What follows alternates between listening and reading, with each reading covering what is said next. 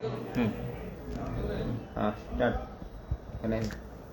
ठाकरे गटाच्या नेत्या सुषमा अंधारे यांनी पत्रकार परिषद घेतली। याच्यामध्ये उपमुख्यमंत्री एकनाथ शिंदे यांच्या बंधुराजांवरती मोठे आरोप केलेले आहेत। ड्रग्सच्या प्रकरणात त्यांचा संबंध असल्याचा आरोप होतोय।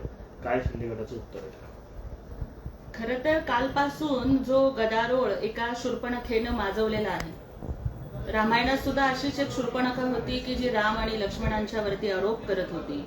आज अशाच काही शूर्पणखा या फक्त स्वतःवरती कॅमेराचा फोकस ठेवण्यासाठी अत्यंत धादांत खोटे आरोप या ठिकाणी करत आहेत। बरीच लोक, काही लोक शाकाहारी असतात, ती भाजीपाल्यावर जगतात, काही लोक मांसाहारी असतात, ती इतर काही गोष्टी खाऊन जगतात, परंतु काही लोक ही कॅमेरा जीवी आहे।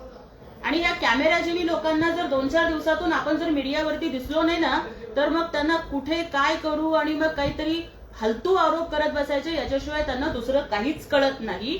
अशा या कॅमेरा जीवी लोक जी माननीय उपमुख्यमंत्री एकनाथजी शिंदे साहेब यांना फक्त निवडणुकीच्या तोंडावरती काहीतरी आरोपांची राळ उठवायची आणि बदनामी करायची आहे, अशा गोष्टी करणाऱ्यांना महाराष्ट्राची जनता भीक घालणार नाही। आणि मला त्यांना एवढंच सांगायचंय की बदनामी करने का हक है तुम्हें, क्योंकि बराबरी करने की औकात नहीं है तुम्हारी। एकनाथजी शिंदे साहेब ज्या पद्धतीनं काम करतायत, ज्या पद्धतीने ते लाडक्या बहिणींना न्याय देतात, शेतकऱ्यांना न्याय देतात, त्याच्यामुळे तुमच्या पोटात इतकं दुखतंय की ज्या माणसानं स्वतः मुख्यमंत्री असताना एकनाथजी शिंदे साहेबांनी नशामुक्त मुंबईचं सगळ्यात मोठं अभियान सुरू केलेलं होतं आणि मुंबई आणि संपूर्ण महाराष्ट्र हा नशामुक्त झाला पाहिजे यासाठीचं अभियान सुरू करून अत्यंत कडक कारवाया ज्यांनी करून घेतल्या, आपण त्यांच्यावर किंवा त्यांच्या भावावरती अशा पद्धतीचे आरोप करतायत। कालच्या त्यांच्याच प्रेस कॉन्फरन्समध्ये ते सांगतायत की धाड पडली कुठे, तर सातारा जिल्ह्यातल्या सावरीमध्ये पडली। बर, ड्रग कुठे सापडले, तर तिथल्या पटराशेडमध्ये सापडले।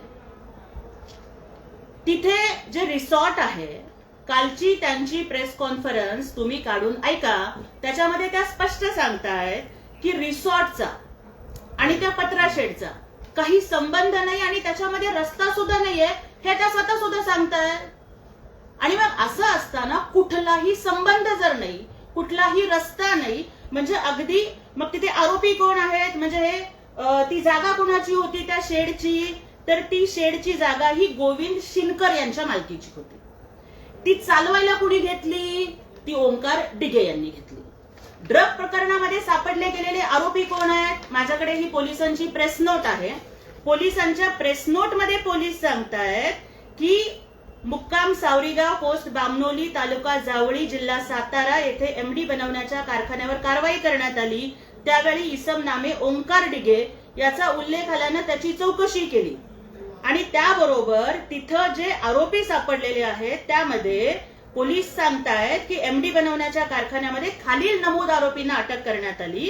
कायम नजर अब्बास सय्यद उर्फ सद्दाम 29 वर्ष, राजिकुल खालिकुल रहमान वय 30 वर्ष, हाबिजुल फकरुल इस्लाम वय 25 वर्ष आणि उपरोक्त नमूद अटक आरोपींपैकी एक आरोपी हा जिल्हा पालघर महाराष्ट्र व 2 आरोपी हे तालुका जिल्हा मोरीगाव राज्य आसाम येथील असल्याचं आतापर्यंतच्या तपासात निष्पन्न झालेलं आहे। मग अशा वेळेला जागा मालक असणाऱ्या त्या शिनकरला सोडायचं, त्या ओंकार डिगेला सोडायचं आणि फक्त कुठेतरी रिसॉर्ट, आणि ते रिसॉर्ट माननीय प्रकाश शिंदे दादांनी या संदर्भात स्पष्टीकरण दिलेलं आहे की ते रिसॉर्ट हे त्यांनी भाडे तत्वावर चालवायला दिलेलं होतं। आणि मग तरी सुद्धा केवळ ते उपमुख्यमंत्र्यांचे भाऊ आहेत आणि मग मोठ्या माणसावरती आरोप केल्याशिवाय आपल्याला कॅमेरा मिळणार नाही, आपल्याला चॅनेलवरती कुठे जागा मिळणार नाही। त्यामुळे केवळ लोकांच्या वरती आरोपाची चिखलफेक करून स्वतःचं घर चालवणं हा ज्यांचा व्यवसाय बनलाय, त्यांनी अशा पद्धतीच्या गोष्टी करणं हे बंद करावं। आणि माझ्याकडे ही पोलिसांची प्रेस नोट आहे की ज्या त्या आमच्या तालुका प्रमुखांच्या वरती किंवा सरपंचावरती बोलतायत, तर पोलीस असं म्हणतायत की दरेगाव येथील सरपंच रणजित शिंदे यांचा नमूद गुन्ह्याच्या तपासामध्ये अद्यापर्यंत कोणताही संबंध निदर्शनास आलेला नाही, हा पोलिसांचा तपास आहे। बर, त्या आरोप काय करतायत की आरोपींना जेवण रिसॉर्ट मधून पुरवलं गेलं, त्या संदर्भातले कुठले पुरावे तुमच्याकडे आहेत? जर त्यांच्याकडे ते पुरावे असतील तर त्यांनी ते जरूर पोलिसांना द्यावे. जर तुमच्याकडे काही अधिकची माहिती असेल तर आपण जरूर पोलिसांना द्या. पोलीस निपक्षपातीपणे कारवाई करतील.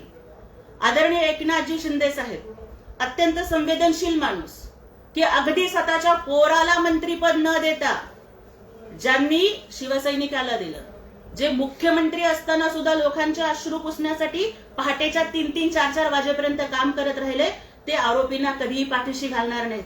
अरे अत्यंत आध्यात्मिक प्रवृत्तीचा हा माणूस, दुसऱ्याचं दुःख बघून स्वतःच्या डोळ्यामध्ये पाणी येणारा हा व्यक्ती, ज्यांनी वर्षा बंगल्यावरती राहत असताना वर्षा बंगल्याची दारं सताड खुली केली महाराष्ट्राच्या जनतेसाठी. हा गुन्हा आहे त्यांचा.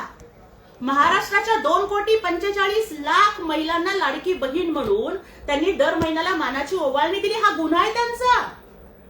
अरे कुठल्या पद्धतीचे आरोप तुम्ही त्यांच्यावरती करताय? आणि जर पोलीस तपासावरती विश्वास नाहीये, पोलिसांच्या पेक्षा अधिकची माहिती, अधिकचं intelligence, if you are thinking that you are more intelligent than everybody ना, then please talk with the proof.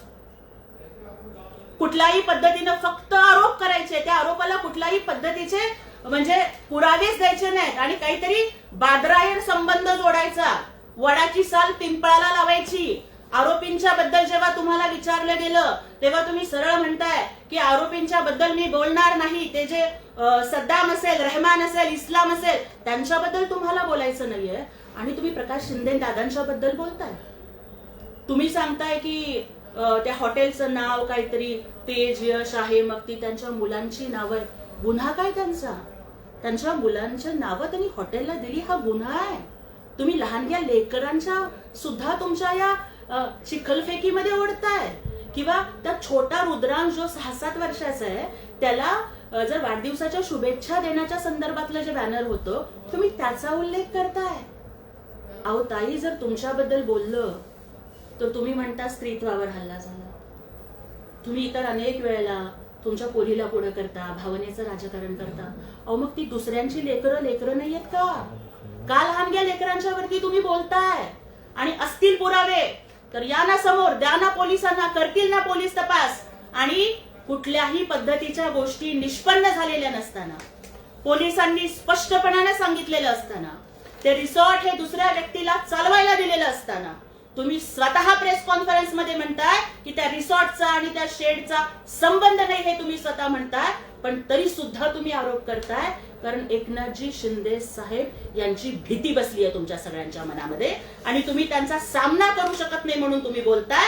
आणि जर आडनाव एक आहे किंवा कोणीतरी कोणाचं नातेवाईक आहे म्हणून तुम्ही आरोप करत असाल तर माझ्याकडे ही एका अत्यंत नावाजलेल्या चॅनलवरती आलेली बातमी आणि त्याच्यामध्ये एक FIR चा स्क्रीनशॉट आहे माझ्याकडे. माझं आज त्या तथाकथित थातूर-मातूर आरोप करून उदरनिर्वाह चालवणाऱ्या व्यक्तीला माझं आवाहन आहे, मग बीडचा जिल्हा प्रमुख रत्नाकर शिंदे आणि आपण याच्या संदर्भातलं स्पष्टीकरण आपण द्यावं. रत्नाकर शिंदेच्या कला केंद्रावरती जेव्हा पोलिसांनी छापा टाकला आणि त्याच्यामध्ये अवैध व्यवसाय करण्यास प्रवृत्त केलं जात होतं, त्यांना छापा टाकला गेला, त्यांचा ठाकरे गटामध्ये प्रवेश कुणी केला आणि त्याच्यावरती इतके गंभीर आरोप होऊन तो जेव्हा जामिनावर बाहेर आला, रत्नाकर शिंदेला पुन्हा जिल्हा प्रमुख देण्यासाठीची शिफारस कुणी केली होती याचं स्पष्टीकरण तुम्ही द्या. अंजली दमानियांनी जे त्यांच्या एका मुलाखतीमध्ये सांगितलेलं होतं की कला केंद्रावरती छापे पडलेले होते आणि त्यांनी एक FIR चा स्क्रीनशॉट अंजली दमानियांनी दाखवलेला होता, त्याच्यामधल्या आरोपींची नावं होती सत्वशीला बाबासाहेब अंधारे, राहणार स्वरसंगम कॉलनी बीड, आदित्य सत्वशीला अंधारे, सावंतवाडी जिल्हा बीड, मयूर बाबूराव अंधारे, उदयनगर धारूर केज बीड. तर हे अंधारे नक्की कोण आहेत? या अंधारेंचं अंधारेताईंशी नक्की काय नातं आहे? किंवा त्या FIR मध्ये ज्या महिला तिथे नृत्य करत होत्या किंवा इतर काही त्या FIR मध्ये जो उल्लेख आलेला आहे त्यांच्यातलेही अनेकांची आडनावं ही अंधारे आहेत. तर या नक्की कला केंद्राच्या छमछमशी तुमचा संबंध काय आहे याचं स्पष्टीकरण तुम्ही महाराष्ट्राला द्यावं. कुंटणखान्यावरती छापा टाकल्यानंतर ज्याला तुम्ही संरक्षण देता आणि उद्धव ठाकरेंच्याकडे घेऊन जाता त्याचा आणि तुमचा तुम्ही त्याची शिफारस नक्की का करता याचं स्पष्टीकरण तुम्ही द्यावं. हे न करता दुसऱ्यावर आरोप करणं म्हणजे सौ चूहे खाके बिल्ली हजको चली असं म्हणल्यासारखं होईल. हे त्यांचा असा एक आरोप आहे की प्रकाश शिंदे यांचं जे नाव आता रिसॉर्टमध्ये येत आहे ते नियमाचं उल्लंघन करून रिसॉर्ट बांधलेलं आहे. शंभूराज देसाईमध्ये जर हिंमत असेल तर त्यांनी कारवाई करून दाखवावी असं त्यांचं म्हणणं आहे. हे बघा, महायुती सरकार असेल, आदरणीय एकनाथजी शिंदे साहेब असतील, ते कोणालाही कधीच पाठीशी घालत नाहीत. परिवारवादावरती चालणारा पक्ष आमचा नाही. मी मुख्यमंत्री, माझा मुलगा मंत्री आणि शिवसैनिक रस्त्यावरती हे आमचं धोरण नाही. कुठल्याही पद्धतीचं नियमांचं उल्लंघन तिथे झालेलं नाहीये. महानगरपालिकेच्या निवडणुका ह्या जवळ आलेल्या आहेत आणि जर अशा पद्धतीच्या आरोपांची राळ उठवली नाही तर भाषणांच्या सुपाऱ्या आपल्याला मिळणार नाहीत म्हणून केलेले हे आरोप आहेत. आणि कुणीही आरोपी असेल तर त्याला पाठीशी घातलं जाणार नाही. निष्पक्ष चौकशी होईल अशी मी तुम्हाला या ठिकाणी ग्वाही देऊ. रिसॉर्टमध्ये ड्रग्ज सापडलेले आहेत आणि अजूनही त्याच भागात कारखाना सुरू आहे. घटनास्थळावरती कॅन चुकून कसं काय राहतो आणि कालच्या पत्रकार परिषदेनंतर पाचगणीमध्ये तिसरा छापा पडतो आणि पोलिसांवरती या सगळ्या प्रकरणामध्ये संशय व्यक्त करतात. हे बघा, हे लोक कोण आहेत हे बोलणारे? अहो, यांच्या काळामध्ये गृहमंत्र्याला तुरुंगात जावं लागलं. 100 कोटी रुपयाच्या वसुलीचं टार्गेट वाजेला दिलं म्हणून. ह्यांच्या काळामध्ये यांचे तत्कालीन फेसबुक लाईव्ह मुख्यमंत्री म्हणत होते वाजेला वाचवण्यासाठी की वाजे म्हणजे काय लादे नाही का म्हणून. त्या वाझेला मुंबई पोलीस दलामध्ये कोणी आणलं होतं? करा त्याची चौकशी. मग जर केवळ प्रकाश शिंदे साहेब हे एकनाथ शिंदे साहेबांचे भाऊ आहेत म्हणून तुम्ही बोलताय आणि कालच्या प्रेस कॉन्फरन्समध्ये तुम्ही स्वतः सांगताय की ते शेडमध्ये ड्रग्ज सापडलेले होते आणि ते शेड कोणाच्या मालकीचे काय हे तुम्ही स्वतः सांगताय. पोलिसांच्या तपासात ते निष्पन्न झालेलं आहे. केवळ कुठल्या तरी व्यक्तीच्या चांगल्या कर्तृत्वावरती किंवा त्याला आपण कष्ट करून कामं करून आपण सामना करू शकत नाही म्हणून अशा पद्धतीची कुठली तरी घाणेरड्या आरोपांची राळ उठवायची त्याला जनता भीक नाही घालणार. मग मला त्यांनी उत्तर द्यावं की ज्या वेळेला अंबानींच्या घराखाली जिलेटिनच्या कांड्या सापडलेल्या होत्या, उद्योगपतींच्या घराखाली बॉम्ब पेरले गेले, त्यावेळेला का नाही तुम्ही उद्धव ठाकरेंचा राजीनामा मागितला? मग त्यावेळेला जे अनिल देशमुखांनी केलं त्याच्याशी उद्धव ठाकरेंचा संबंध आहे म्हणायचा का? किंवा मग ज्या वेळेला ते सचिन वाजेंनी केलं त्या संदर्भातलं तुमचं काय म्हणणं आहे? तर ही लोक फक्त आरोप करतायत. महापालिकेच्या निवडणुका जवळ आलेल्या आहेत. अशा पद्धतीने जर 4 चॅनेलवरती टीआरपी मिळाला की मग लगेचच भाषणांच्या सुपाऱ्या आपल्याला मिळतील, कारण त्याच्याशिवाय तर त्यांचं काही भागायचं नाही म्हणून ही त्यांची शेवटची धडपड आणि फडफड चाललेली आहे. धनंजय मुंडेंना मंत्रिमंडळात घेतलं तर सुप्रिया सुळे म्हणतात की बीडमध्ये जाऊन मी उपोषण करेन. हे बघा, राष्ट्रवादी काँग्रेस पक्ष हा एक स्वतंत्र पक्ष आहे ज्याचं नेतृत्व हे आदरणीय अजितदादा पवार करतायत आणि राष्ट्रवादी काँग्रेस पक्ष शरद पवार या पक्षाचं नेतृत्व ह्या सुप्रियाताई करतात. मंत्रिमंडळामध्ये कुणाला घ्यावं कुणाला न घ्यावं याचा सर्वस्वी अधिकार हा सन्माननीय मुख्यमंत्र्यांचा असतो. त्यामुळे राष्ट्रवादी काँग्रेस पक्षाच्या कुठल्याही घडामोडीवरती मी भाष्य करण्यापेक्षा मला आदरणीय सुप्रियाताईंना एवढीच विनंती करायची आहे की मग नवाब मलिक असतील किंवा इतर अनेक लोक असतील किंवा मग अनेक कोण मेहबूब शेख आणि इतर असे प्रभूती तुमच्या सोबत फिरतीये ना, तर आपण एकदा त्यांच्याही संदर्भामध्ये उपोषण करावं किंवा आपण त्यांच्याही एकदा कान टोचावेत तर बरे होतील असं मला वाटतं. संजय राऊतांनी असा आरोप केला की एकनाथ शिंदे यांचं बजेट जे आहे मुंबई महापालिकेसाठी 10,000 कोटींचं आहे आणि प्रत्येक उमेदवाराला एकनाथ शिंदे हे प्रत्येकी 10 कोटी रुपये देणार आहेत आणि सगळे पैसे जे आहेत ते मुंबई महापालिकेच्या कंत्राटदारांकडूनच वसूल केले असं त्यांनी आरोप केला. हे बघा, 25 वर्ष मुंबई महापालिकेच्या तिजोरीवरती डाका टाकणारे रहमान डकेत कोण होते हे आदरणीय उपमुख्यमंत्री एकनाथ शिंदे साहेब विधिमंडळात बोलले. त्या उबाठा गटाच्या लोकांनी 25 वर्ष मुंबई महापालिकेच्या तिजोरीवरती फक्त डाकाच टाकलेला आहे आणि निवडणुका ह्या पैशांच्या जोरावरती जिंकल्या जात नाही. जनतेला विकत घेणारा माईकालाल अजून पैदा व्हायचा आहे. त्यांनी पराभव मान्य केलेला आहे. त्यांना माहिती आहे संजय राऊतांना की आपण अजिबात निवडून येणार नाही, त्यामुळे ते अशा पद्धतीच्या चुकीचे आरोप करताय. अहो, एका बाजूला 45,000 कोटी रुपये एका वर्षामध्ये आम्ही 2.5 कोटी लाडक्या बहिणींना मानाची ओवाळणी दिलेली आहे. आतापर्यंत महाराष्ट्र राज्याच्या इतिहासात थेट लाभार्थ्यांच्या खात्यामध्ये सगळ्यात जास्त लाभ पोहोचवणारे मुख्यमंत्री म्हणून एकनाथजी शिंदे साहेब यांची नोंद झालेली आहे. त्यामुळे या जनकल्याणाच्या योजना, शासन आपल्या दारी असेल, लाडकी बहीण असेल, या आम्हाला विजय मिळवून देतील.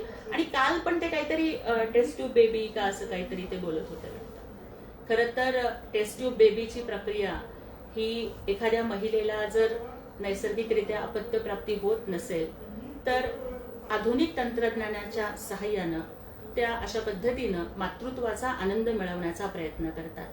परंतु महिलांच्या संदर्भात अपमानास्पद टिप्पणी करणं ही संजय राऊतांची आधीपासूनची घाणेरडी सवय आहे. आपण आजारपणाशी सामना करतायत आणि तरी सुद्धा महिलांच्या संदर्भातली ही विकृत मानसिकता ही कॅन्सरपेक्षा घातक आहे. तुम्ही दुसऱ्याला टेस्ट ट्यूब बेबी म्हणताय. टेस्ट ट्यूब बेबी तर राहू द्या बाजूला, पण मुख्यमंत्री पदाच्या खुर्चीसाठी अनैसर्गिक युती कुणी केली? म्हणजे शिवसेना बीजेपीचं लग्न अटल बिहारी वाजपेयी साहेब असतील, लालकृष्ण अडवाणी असतील, प्रमोद महाजन असतील आणि हिंदू हृदय सम्राट बाळासाहेब ठाकरेंनी शिवसेना बीजेपीचं लग्न जोडून दिलेलं होतं. 25 वर्ष सुखाचा संसार चालला होता. मग केवळ तुम्हाला सत्ता मिळावी म्हणून महाविकास आघाडीचं अनौरस अपत्य कुणी जन्माला घातलं, याचा एकदा विचार संजय राऊतांनी केला पाहिजे.